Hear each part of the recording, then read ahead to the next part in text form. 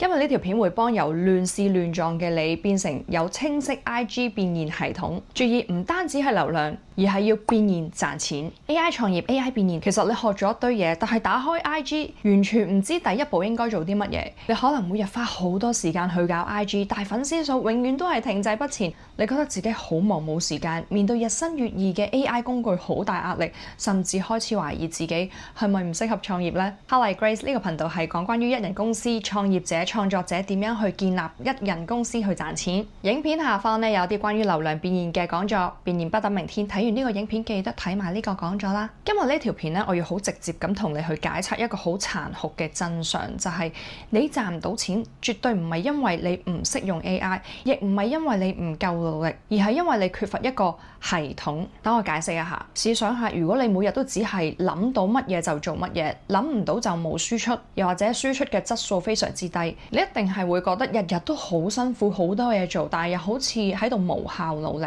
所以今條片咧就會幫你由亂試亂撞變成一套清晰嘅 IG 變現系統。流量同變現嘅關係其實係等於商業再加流量。商業嘅意思即係你生意嘅部分，你有咗生意啦，然後你用 IG 自媒體去帶流量去出 post。所以所謂嘅 SOP 咧，其實係會有分兩個部分嘅。咁當然啦，細分係會有更多嘅細節，但最主要嘅兩個部件，以下落嚟咧，我就會用呢兩個圖去解釋俾你聽㗎啦。呢個圖咧，你唔需要咁辛苦去 screenshot 佢嘅，我會擺翻個連結放喺影片下方嗰度，你可以去下載。同埋亦都會教埋你點樣用。咁但係呢個圖咧，我想你睇咗先明白咗佢嘅原理。大家可以睇下呢個圖，我哋將我哋嘅生意咧主要分成兩大嘅板塊嘅。第一個板塊咧就係商業同埋品牌嘅部分啦。咁而第二個板塊咧就係行銷同推廣嘅部分。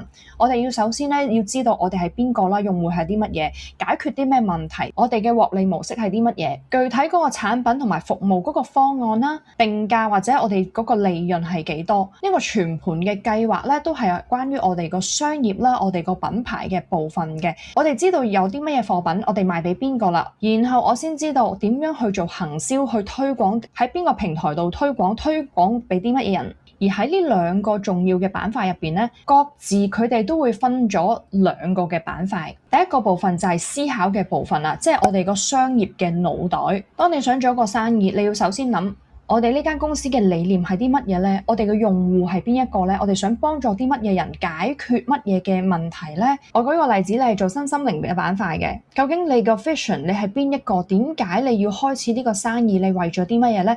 單純為咗賺錢，定係因為你背後有一啲故事？點解你要做呢件事？好啦，而你嘅對象又係邊一個呢？你最擅長嘅係幫人哋解決感情問題、夫妻關係、育兒關係。有咗對象，你先至會知道究竟你要解決啲咩問題嘅。好啦，咁你知道要幫佢哋解決咩問題啦？譬如你係想解決育兒問題嘅，咁究竟喺身心靈板塊可以點樣幫佢哋解決育兒嘅問題呢？你嘅獲利模式係啲乜嘢呢？而具體嘅方案，你點樣將你嘅活動去定價？譬如搞每一個活動，譬如你要租場，你要預備物資，佢都有成本㗎喎。咁你點樣去定價？你嘅利潤又係幾多呢？你花費嘅時間同你賺翻嚟嘅錢又值唔值得去做呢件事呢？呢一連串嘅問題咧，都係我哋喺商業上面嘅思考。好啦，當我哋諗完之後啦，就去到第二 part 執行嘅部分啦。譬如你點樣去同用戶溝通，去表達，話俾佢哋知你究竟係邊一個呢？你個 IP 係乜嘢？你嘅願景、你嘅目標，你點樣去溝通你呢個人、你呢個 IP 嘅諗法呢？好啦，你之前定咗個用戶係邊一個啦，咁跟住你就要執行咯。究竟你定呢個用戶係咪真係對你呢個服務有需求呢？所以你需要去做市場調查啦，一啲用戶嘅評價啦，去到行銷及推廣嘅部分。同樣地，你需要思考你用乜嘢嘅 platform 去做宣傳去攞流量啦。咁可能你會諗，你想用自媒體嘅，究竟係 YouTube 啊、Facebook 啊、小紅書啊，定係乜嘢嘅頻道呢？你嘅對象係啲乜嘢人呢？以你目前嘅狀況，你容唔容許你有一個付費嘅廣告呢？好啦，當用戶入到嚟之後，你嘅用戶流傳點樣去處理呢？而最後點樣去做一啲推廣嘅活動？當你思考完之後，你就會去到執行落手落腳做嘅部分啦。咁所以整體嚟講，無論係商業嘅板塊，抑或行銷及推廣嘅板塊，佢哋各自都有分兩個部分嘅。第一個部分就係思考。腦嘅部分，第二個部分就係執行應用嘅部分嘅。咁我哋成日講話 SOP 系統，其實所謂嘅 SOP 咧，喺唔同嘅階段，喺唔同嘅場景都有各自嘅 SOP。譬如係喺市場調查同埋用戶評價入邊，我哋有一套 SOP 去發起同執行。喺獲利模式嘅部分，當客人入咗嚟，佢要去購買啦，由佢嚟到你嘅 IG，由 IG 入到去網頁，再由網頁將你個產品加入去你個購物車嗰度。當佢哋 check out 嘅時候，check out 嗰下可能有啲 pop up 嘅限時優惠，整個流程一步一步全部都係一個個系統，一個個 SOP。咁所以咧喺呢度想同你破解一個迷思咧，就係點解好多朋友仔咧學晒好多嘅工具，可能你用咗 AI 解決咗呢個顧客流程嘅 SOP， 你學咗 AI 解決咗你點樣去諗 idea、去拍片、去寫文案、去剪輯各樣嘅 SOP， 但係你都係揾唔到錢嘅咧。我服務過上千位嘅學員，我見得最多嘅問題就係大家都會跳 step， 一嚟就去咗執行嘅部分。點解呢？因為覺得 output 啊，有嘢做啊，有嘢產出，就覺得自己做咗啲嘢啦。其實佢哋嘅背後，可能佢哋嘅定位根本定得唔啱啦。但我夠膽講，90% 賺唔到錢嘅原因都係因為定位有問題，又或者自己嘅定位同其他人嘅定位係好似嘅。你點樣喺咁多人之中將自己突圍而出呢？好多人喺商業上嘅部分根本冇諗好，冇諗好嘅時候會有啲乜問題呢？我哋直接跳咗去做行銷啦，做推廣啦，寫個本啦，出 post 拍攝，用 AI 幫你剪接，用 AI 幫你排程。好啦，你有咗下面嘅呢一套嘢啦，但係可能你講個 point 根本就唔中用戶嘅面貌，又或者嗰個獲利模式係你自己一個人覺得好正啊，但係根本用戶唔 buy 嘅。所以點解好多人哇出好多片，有好多流量，又好多 AI， 但係最尾都係冇效果。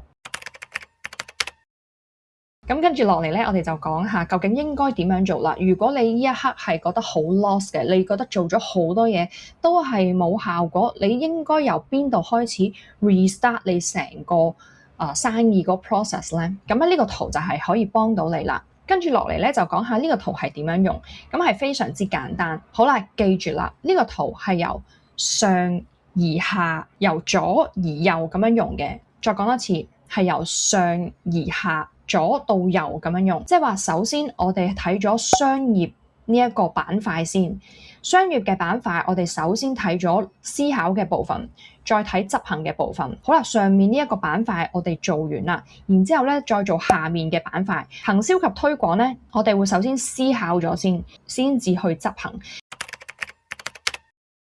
咁好啦，而家我去示範啦。我如果要開始一個新嘅 business， 又或者我想去 review 一下我而家呢一個生意究竟有啲咩卡關，有啲咩問題，究竟有邊度有啲 missing part 嘅話咧，咁我就由上面呢個板塊開始啦。上面呢個板塊咧，首先我哋講咗商業先啦。咁首先我會諗我係邊一個啦，願景啦，我哋嘅目標啦。咁大家可以好簡單咁樣咧，攞紙筆去寫低，又或者去用一個 notepad 去打低，究竟你係一個咩人？至少你去介紹你自己，人哋問你，你係做咩生意㗎？你係可以清晰講到介紹到你自己嘅。咁然之後，你嘅用戶係邊一個人呢？究竟係女性係男性？佢哋係咩職業？佢哋嘅生活習慣係點？最重要嘅就係佢哋究竟係咪真係有呢個需要呢？咁呢一部分唔可以靠我哋自己去幻想嘅。我知道可能有啲人咧會問 AI。喂，究竟呢個商業可唔可行呢？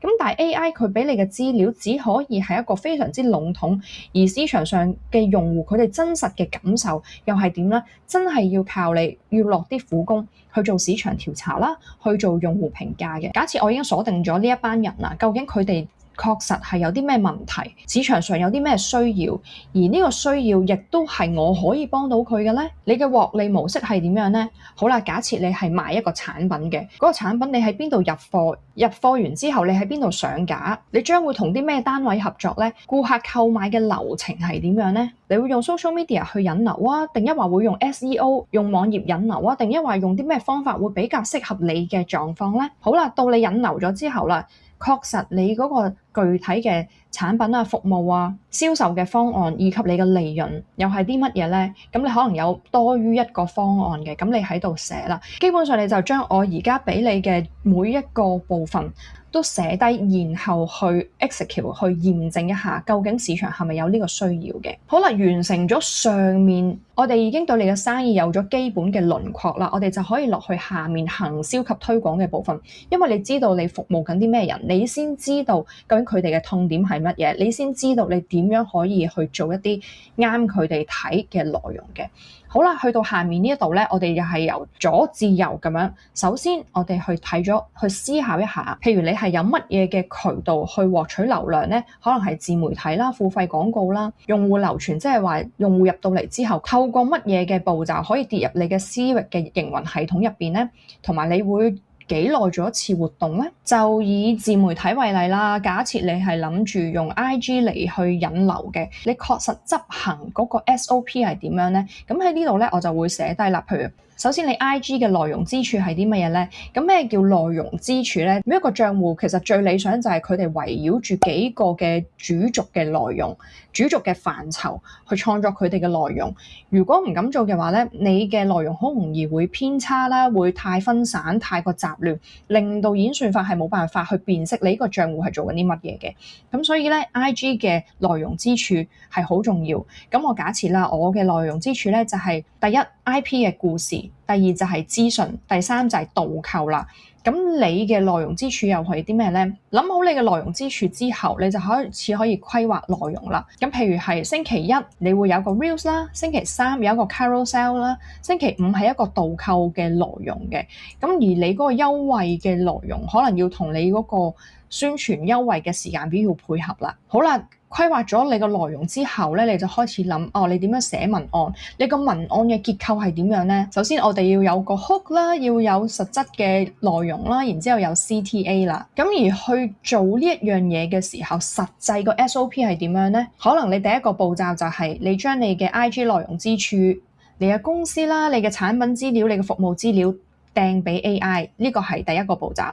第二個步驟咧就係俾提示詞叫 AI 生成你嘅內容。寫完內文之後咧，我哋就開始拍攝啦。拍攝有啲咩要注意咧？第一就係譬如你相機嘅擺位啦，你燈嘅設定啦，會唔會用字幕提詞器？拍攝完之後咧，我哋就去到剪輯啦。剪輯嘅時候個步驟又係點咧？以我自己為例啦，我第一個步驟會將個影片咧掉入去 Timebox 入邊去剪空氣嘅。空氣嘅意思咧，即係我哋拍攝嘅時候，有時會諗嘢啊，或者冇講嘢嘅時候嘅嗰啲咧就係叫做空氣啦。咁我哋會將啲唔講嘢啊，或者啲嘅嘢咧剪走去啦，初剪啦。剪完之後咧，再慢慢加入素材同字卡，最後上音樂、上 AI 字幕，然後去到發布咯。咁我哋就睇下發布會有啲咩嘅嘢要注意啦。咁可能第一個步驟就係我要諗標題啦、描述欄嘅內容啦，同埋我要 set up 一啲自動回覆嘅系統。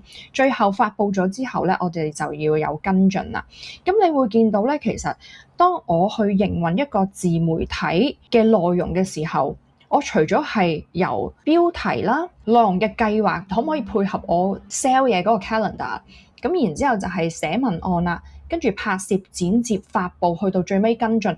其實每一個 step 入邊，佢都有自己嘅 SOP， 佢都有自己嗰個 steps 喺度嘅。set up 呢啲 SOP 有咩好處呢？你會睇到，當你有一個完善嘅 SOP， 其實就好似你去煮嘢食，已經有一本好完整嘅食譜。當你每次去做嘢嘅時候，你唔需要再擔心自己有冇做漏嘢、做錯嘢，你只需要無腦咁樣跟住呢啲 step by step 嘅 SOP 去做就已經得啦。除咗你自己做之外，你仲可以將成 set 嘅 SOP 俾你嘅員工。假設你要請一個人去營運你嘅自媒體，你唔需要由零開始同佢去夾，究竟你想點？你直接就掟呢一本 playbook 叫佢跟住嚟做，節省你大量嘅心力同時間。咁當然啦，呢啲 step 咧係每一個人都唔同。咁我相信我啱啱俾你嘅呢啲 step 咧，其實已經足夠清楚話做一個範例俾你睇。我係會咁樣做嘅。咁當然啦，換轉係你嘅時候，你亦都可以有你嘅 SOP。好似剪接咁樣，你唔需要掉入去 Timebox 嗰度剪空氣，可能你用其他嘅工具已經有咗呢個功能㗎啦。所以呢個圖咧，其實係俾咗一個好清晰、好簡單嘅指引，同埋你嘅思考方向。究竟你由邊度開始？有邊一 part 你係未做足夠嘅？你去揾自己嗰個盲點出嚟啦。再講一次啦，呢個圖嘅用法咧就係由上至下、左至右咁樣去做。咁當然啦，你見我填咧，其實可以填得好複雜嘅，但係喺做呢個練習嘅時候咧，我就希望你唔好喺度轉牛角尖，盡量用你已經認知咗嘅知識去填呢一個表。填完之後咧，你會更加清晰究竟，咦，原來我呢度 miss 咗啲嘢喎，又或者你發覺，咦，點解呢個 SOP 我係咁複雜咁長嘅？我其實會唔會有一啲嘅 SOP 係可以更加精簡呢？咁又或者你會發現，咦，哇，原來我嘅行銷及推廣嗰個 platform 咧，全部都有做嘅喎，但係你發現，哇，你做得好吃力啊！會唔會其實你太貪心，你根本唔應該有咁多個 platform 去做引流呢？因為其實你自己 handle 唔到，又或者，咦，其實你嘅資源係足夠嘅喎，但係你只係有一個渠道去引流。咁其實你係咪應該可以投放更加多嘅資源喺其他嘅行銷及推廣上面呢？咁呢樣嘢係每一個人都唔同嘅。就住呢個表，你就可以更加用一個第三者嘅角度，究竟你目前係喺邊一 part 出現咗問題啦？如果你填嘅時候發覺自己有啲人唔識填，你可以了解一下我哋嘅課程。不過我哋嘅課程唔平，因為呢個課程唔係 for 啲隨便諗住玩下 IG， 試下可唔可以玩下就玩到有錢賺換票性質嘅朋友。呢個課程係為一啲真正想用流量嚟變現賺錢嘅人，因為我哋會逐 part 好仔細教你究竟所有嘢成件事係點樣做。我哋唔係淨係單話俾你知你個痛點喺邊度，而係我哋話俾你知你個痛點之後究竟有啲乜嘢嘅 solution， 而嗰個 solution 你點可以 step by step 咁樣去執行，所有嘅工具啦、細節啦、要留意嘅地方，有 step by step 嘅 demo 俾你跟住去做，同埋入邊除咗會講點樣開始，同埋更加會教你點樣可以持續去營運你嘅生意。因為好多時就係你有咗第一個客咁之後呢，點樣有第二個客，點樣持續每個月都有穩定有其他嘅客人，點樣可以長遠地做落去，呢個先至係更加重要。而呢啲內容呢，我哋都會喺我哋嘅課程入邊 cover 到嘅。如果唔識有任何問題，都可以去我哋嘅學員群組嗰度問，咁我都會親自回覆大家嘅。咁呢個圖嘅 link 咧，同埋課程連結咧，我都會放喺呢個影片下面嘅留言區嗰度，歡迎你去了解。創業嘅發展進程咧，就係由一開始0到1，即係冇到有啦。咁我叫佢呢一個做第一個階段。咁而第二個階段咧，就係由1到10。又或者 keep 住都維持係10，咁呢一個咧就係叫做第二個階段。而 throughout 由第一個階段去到第二個階段咧，喺我哋嘅商業同行銷兩個嘅板塊咧，佢哋係依然存在嘅，不過做法就會唔同。譬如新手你可能會用最直接同慳錢嘅方法，咁就當然係叫客人去 IGDM 你，跟住就去 close deal。但係當每一日你係有10個8個客，你下下都要自己手動咁樣去同佢哋傾啦、答問題啦、去落單啦，其實係又嘥時間又攰，而且效率亦都係低，你自然就會需要一個好完整嘅 SOP 去引導每個客人點樣去俾錢同確認收款啦。之所以咁咧，點解我哋嘅課程係會將第一個階段同第二個階段都會用唔同嘅框架去幫你哋執行，亦都解釋咗咧點解有時人哋話有用嘅工具，但係其實未必啱你用嘅，因為有時你根本就未去到嗰個階段，又或者你已經到咗第二個階段啦。其實你可以用一啲進階嘅工具，但你偏偏咧就用咗一啲可能喺 IG 上面好多人介紹嘅一啲好入門嘅工具，而嗰樣嘢佢真係未必適合你。所以如果你而家覺得你個腦好亂啊，唔知第一步做啲乜嘢好啊，請你立即停止去報名更加多嘅點樣去撳掣啊，點樣去學 AI 嘅工具課。你首先去搞清楚你個生意整個 big picture 係點樣運作先。簡單一個動作就係你試下將呢一個圖打開，花半日至1日嘅時間，由上至下、左至右，逐步咁樣去檢視你公司嘅商業嘅方向啦，同埋你嘅行銷路徑。如果你聽完今日嘅分享覺得 Grace， 我都好想建立自己嘅 PLT system 啊，但我唔知點樣去落手啊，我想睇多啲真實嘅案例點樣操作啊，我已經為你準備咗一個流量變現嘅講座。喺呢個講座入邊咧，我會更加深入咁樣去拆解呢個系統，並且會將頭先提到嘅學生嘅個案啊，一步一步咁樣去拆解，佢係點樣由零開始建立一套吸引客人嘅流程。咁呢個講座咧係免費嘅，但係名額有限，所以強烈建議你咧睇完呢個影片之後，可以去下面嘅描述欄睇埋呢個講座，俾一個機會自己去學一套真正可以幫你賺錢嘅商業系統。記住啦，工具係會過時，但係商業系統同思維永遠都會保值嘅。Hello，我係 Grace， 中意今日分享咧，可以睇埋呢一條影片。如果你有睇到你呢度，歡迎你去下面留一個紅色嘅心心，等我知道你有睇到最尾，同埋 follow 埋我 IG， 我嘅 IG 會有更多關於創業 behind the scene 啦、更新啦，同埋一啲日常嘅內容嘅。我哋下條影片再見，拜。